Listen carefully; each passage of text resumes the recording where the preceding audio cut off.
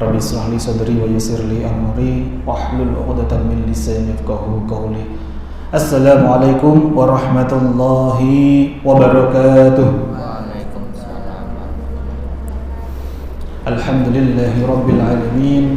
Alhamdulillahilladzi an'amana bi ni'matil iman wal islam. Asyhadu an la ilaha illallah wa asyhadu anna Muhammadan abduhu wa rasuluh. Allahumma shalli ala sayyidina Muhammad wa ala ali sayyidina Muhammad wa ala alihi wa ashabihi wa man tabi'ahum bi ihsanin ila yaumiddin. Amma ba'd. Alhamdulillah, kita telah selesai menunaikan sholat zuhur berjamaah. Insyaallah kita akan lanjutkan dengan majelis ilmu, yakni nasihat untuk santri. Alhamdulillah, di pertemuan kita kali ini kita akan lanjutkan salah satu makalah dalam kitab Nashaihul Ibad. Tapi sebelum kita mulai, mari kita berdoa bersama-sama. Semoga Allah senantiasa hujamkan kepada kita semuanya nikmat sehat, nikmat iman, nikmat Islam. Karena semalam saja saya baru dapat kabar ada salah satu santri kita yang demam, yang kurang sehat. Semoga Allah segera hadirkan kesembuhan, baik untuk diri kita ataupun mungkin ada salah satu anggota keluarga kita yang saat ini di rumah kurang sehat. Kita doakan semoga senantiasa Allah hadirkan kesembuhan yang terbaik agar maksimal dalam ibadahnya kepada Allah Subhanahu wa taala.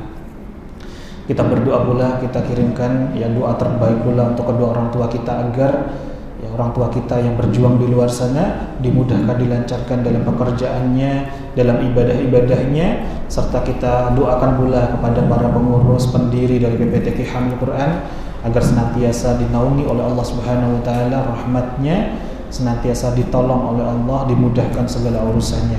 Kita kirimkan hadiah Fatihah terbaik pula untuk seluruh guru-guru kita tanpa terkecuali, guru-guru kita yang mulai mengajarkan kita dari huruf alif, ba, ta, sa, huruf A, B, C, D, hingga kita bisa mempelajari Al-Quran dan juga menghafalkannya. Dan semoga kita diizinkan oleh Allah menjadi hamba-hamba yang dimudahkan dalam mengamalkan Al-Quran, menjadi santri-santri yang sungguh-sungguh, menjadi pribadi-pribadi yang hamilul Quran, yang hamilatul Quran.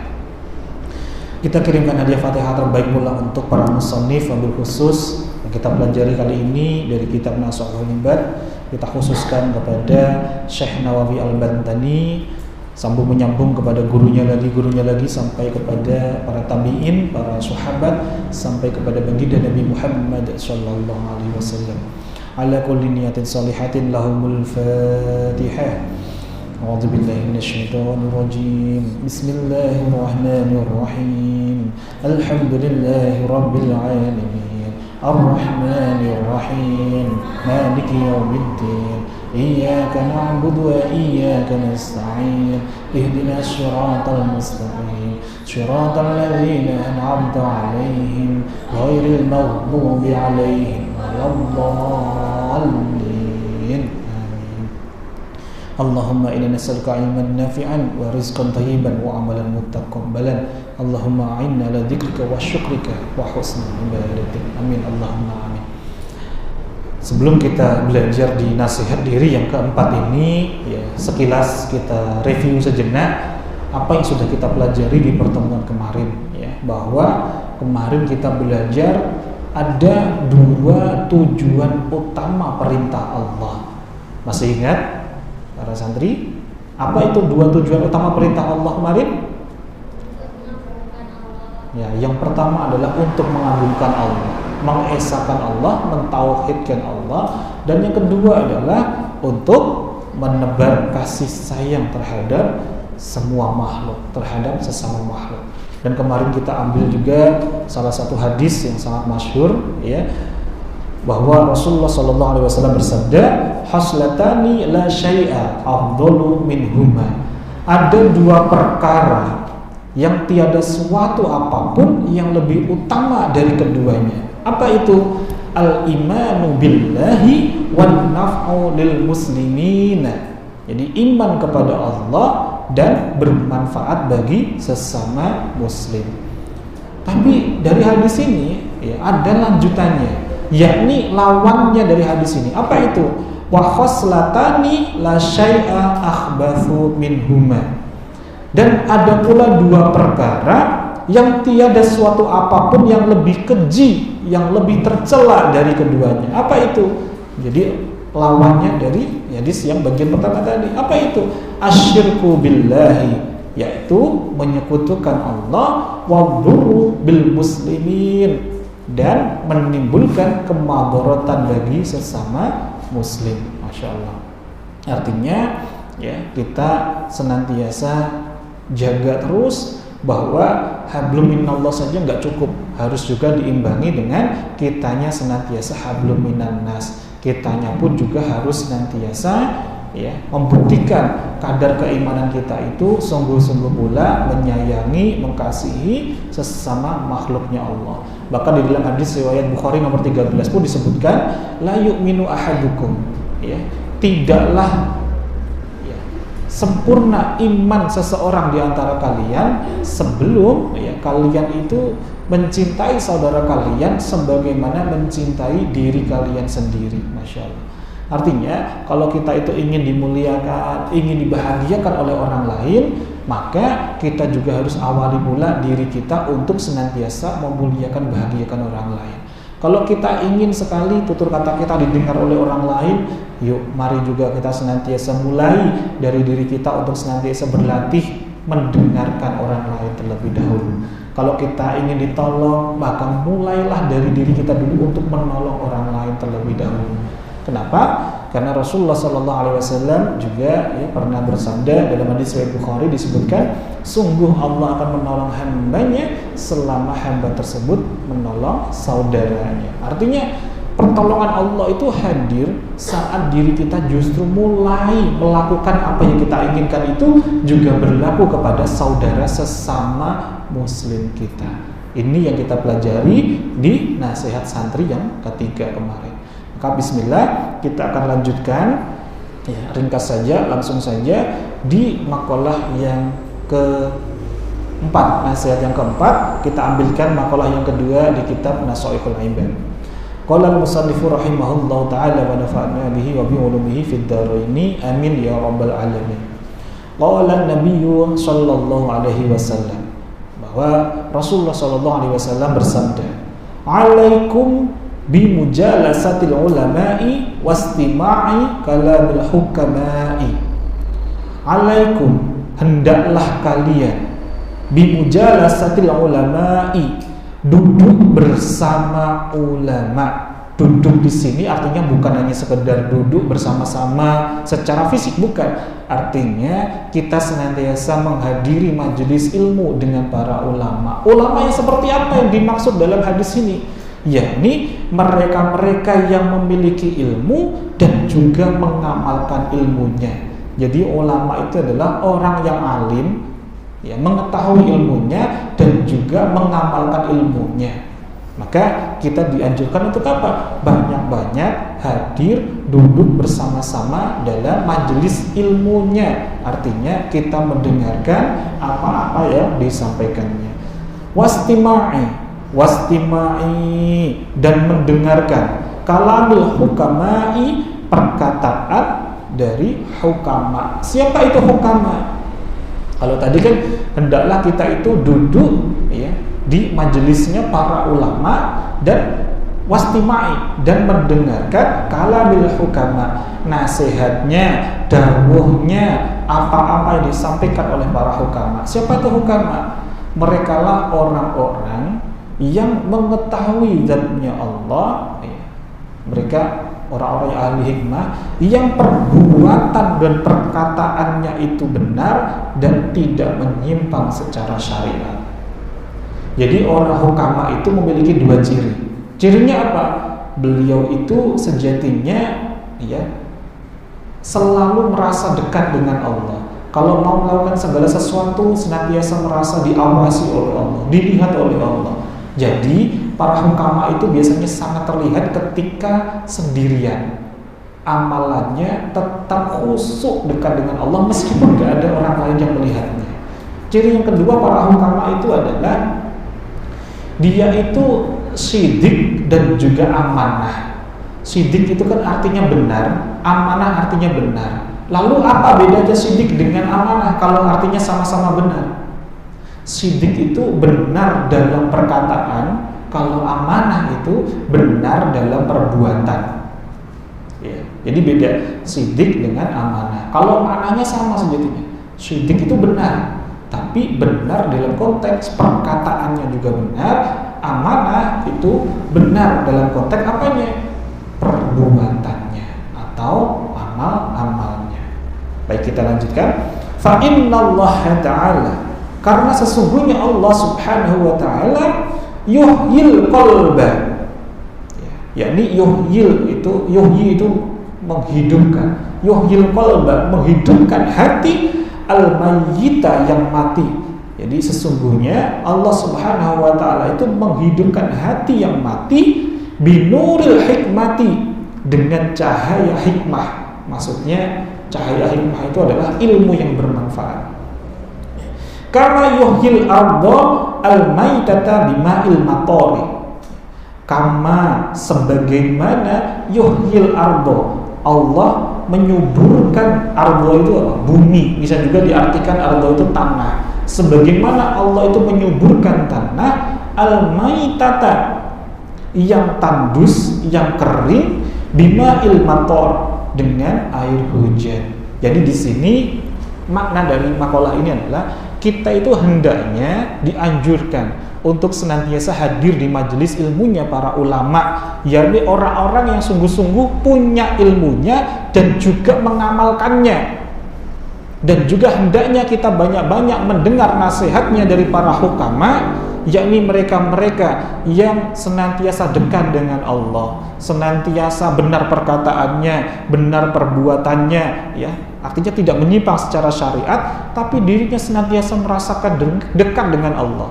Jadi kalau dalam Islam itu mendekati apa? Derajat ihsan. Kalau kita tidak bisa melihat Allah, hendaknya dia senantiasa merasakan bahwa Allah itu senantiasa menyertainya, melibatkan Allah dalam segala hal. Inilah para hukama. Ya, kenapa kok kita harus senantiasa mendekatinya, duduk dalam satu majelis ilmunya, senantiasa mendengarkannya? Fa innallaha ta'ala yuhyil qalba al-mayyita binuril hikmah. Karena sesungguhnya Allah Subhanahu wa ta'ala itu akan menghidupkan hati yang mati, ya. Itu sebagaimana Allah itu menyiram tanah yang kering itu dengan air hujan.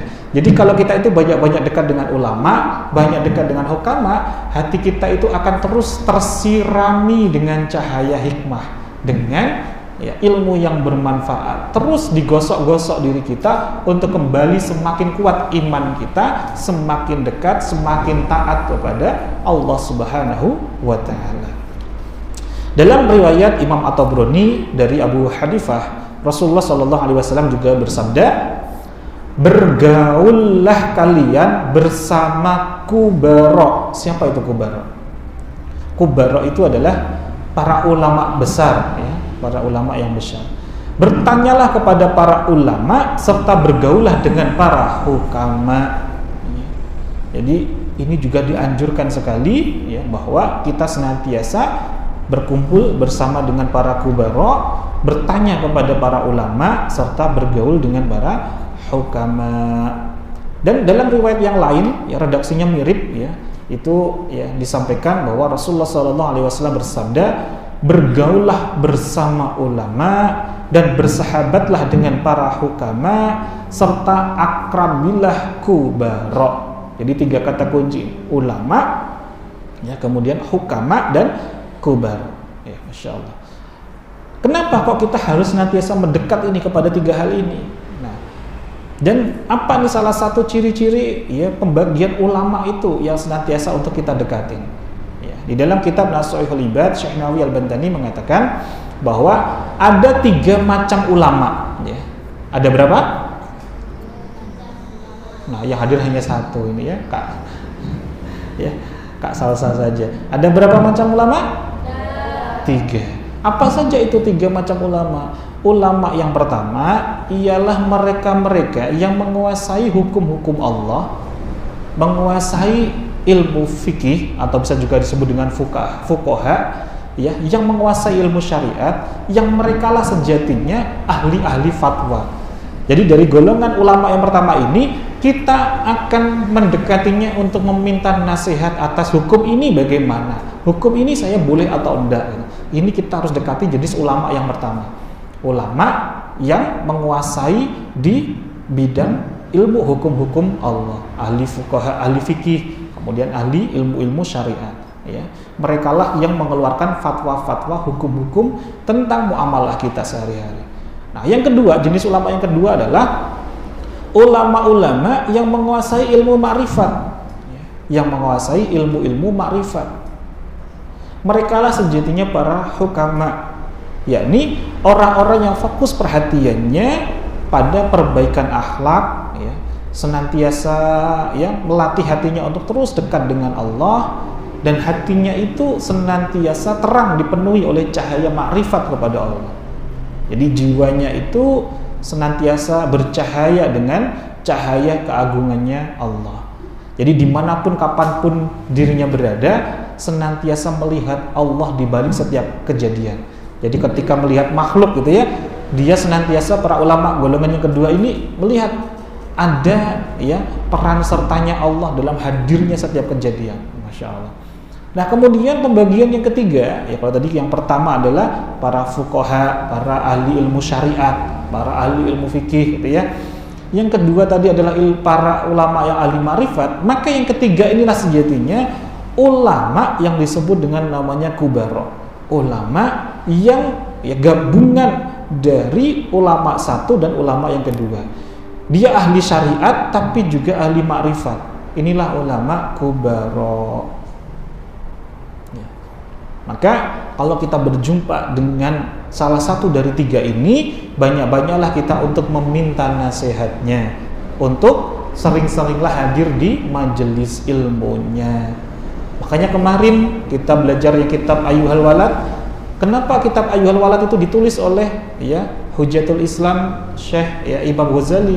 Karena ada salah satu muridnya yang ketika selesai berkhidmat kepada beliau, ngabdi kepada beliau, kemudian minta nasihat. Ya Syekh, saya itu sudah bertahun-tahun ikut denganmu. Sebelum saya ini lulus, ya, izin Syekh, tolong, meskipun saya sudah belajar banyak kitab-kitabmu, tolong tuliskan nasihat untuk diriku kalau aku nanti sudah praktek amal dalam kehidupan sehari-hari di luar pesantren ini. Maka dituliskanlah oleh ya Imam Ghazali. Jadilah kitab Ayyuhal Walad, ya Masya Allah, nasihat untuk anakku, untuk anandaku, ya Masya Allah. Maka inilah sejatinya yang juga dimaksudkan di dalam ya, nasihat santri yang keempat ini di makalah yang kedua dari kitab Nasaihul Libah. Ya. Bergaul dengan orang-orang yang ma'rifat terhadap Allah itu akan semakin melembutkan hati kita. Karena dikit-dikit segala sesuatu akan dikembalikan kepada Allah. Dan sebagian orang-orang ahli ma'rifat itu ya para ulama jenis kedua dan ketiga itu bisa dilihat dari sekedar sorot mata saja bisa. Ketika kita berjumpa dengan ulama jenis ini, baru ketemu saja itu kita sudah adem hati kita. Belum sampai kita dinasehatin, kalau ketemu dengan ulama ini kita langsung ingatnya Allah. Langsung ya, kita langsung minimal kita istighfar, minimal kita mengucapkan kalimat Masya Allah.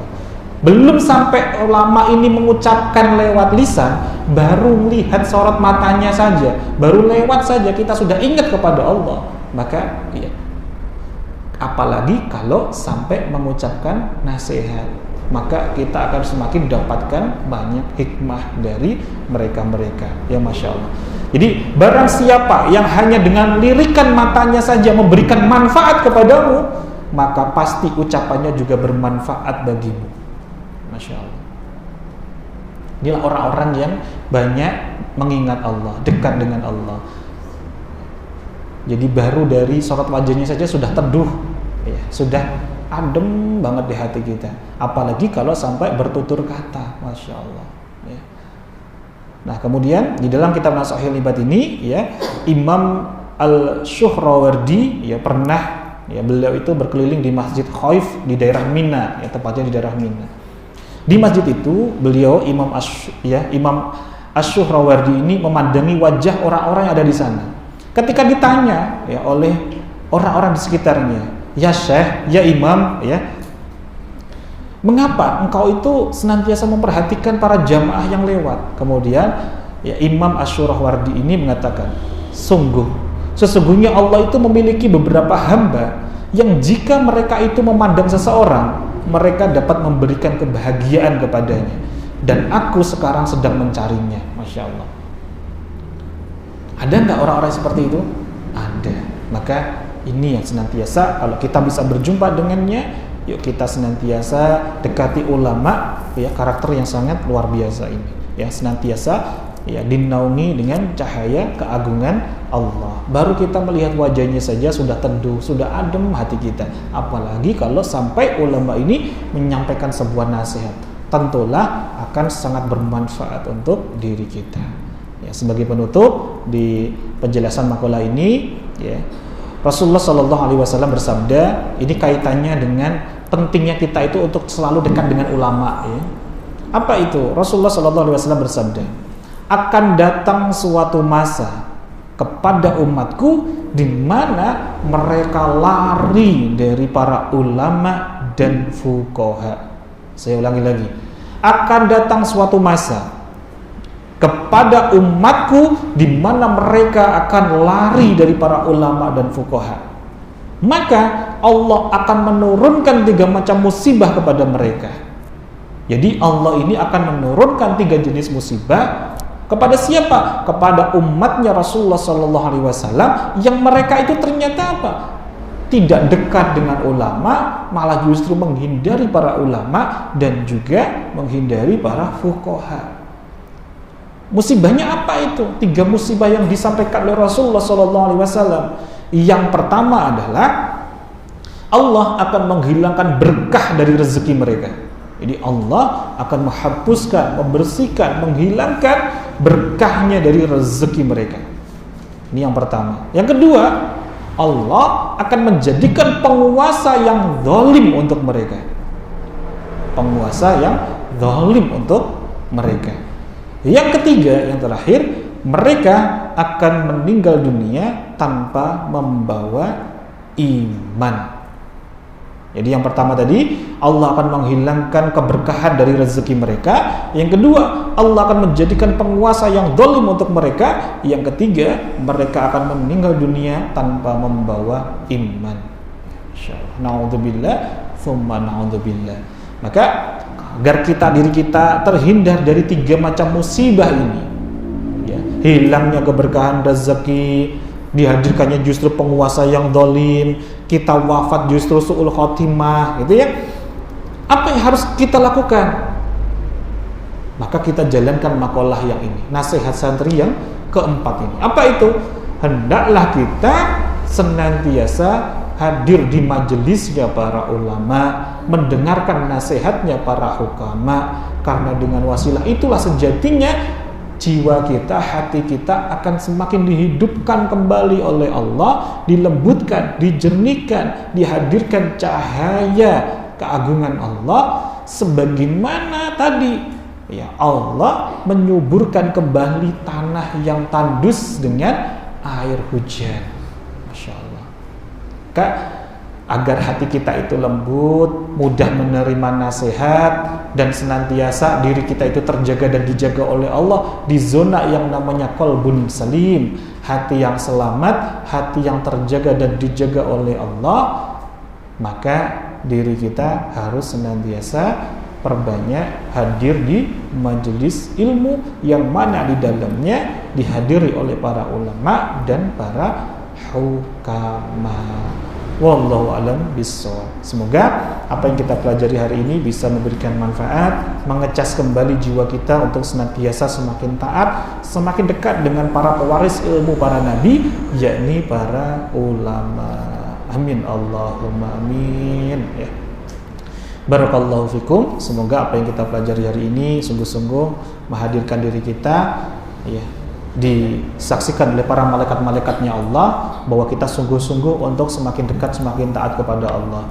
Dan nanti akan ada di mana hari kita itu akan dimintai pertanggungjawaban, hari ketika kita nanti dihisab oleh Allah, jari jemari kita itu akan bersaksi bahwa kita dulu pernah nyatet, pernah hadir di majelis ilmu. Jari kita akan ngomong, Ya Allah, saya dulu pernah diajak untuk hadir di Masjid Hamilul Quran, untuk mengaji bersama-sama, untuk berzikrullah, untuk mengingat kepada Allah. Maka jadikanlah hambamu ini masuk ke dalam surgamu.